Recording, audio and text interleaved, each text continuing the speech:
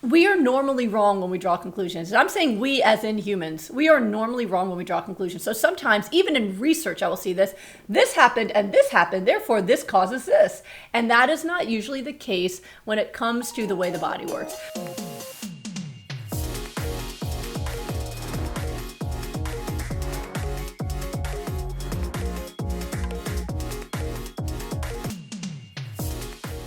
A lot of times what humans do, we were just watching Star Trek last night, and the Vulcan said humans are in the habit of drawing conclusions, and they need to give up the habit of drawing conclusions. And we went, yes, the Vulcans know.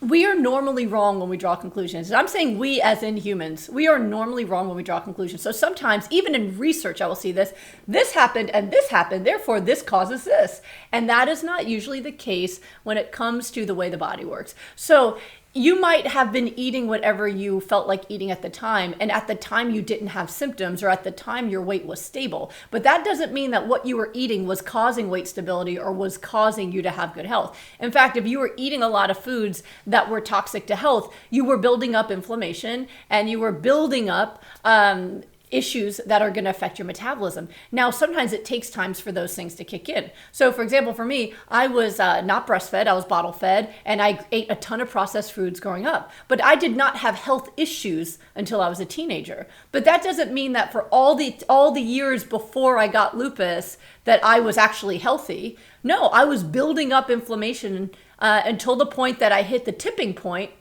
And that tipping point then led to my symptoms. So it doesn't mean that since you didn't feel symptomatic before that you weren't creating illness in your body. It's just like the example, most people have their first heart attack. Number one killer of people in America is a heart attack. Most people have their first chest pain or heart attack in their 60s or so. But when we do MRI scans of children, we can see heart disease starting by 7 or 8 years old. So whatever the kids are doing as children is creating the blockages in their arteries that then leads to the first heart attack being at 60. So just because that kid looks healthy doesn't mean that what they are doing is creating health in their bodies. With weight, it's the same thing, that your metabolism is a function of the health of your cells. And a lot of times people will disturb the health of their metabolism and their cells through different ways, right? So a lot of times what people say is, man, I wish I could go back to the weight that I was before I started dieting, because I've been dieting for 10 years and now I'm heavier than I ever was. Why? It's because all the diets that they went on actually decreased their metabolism,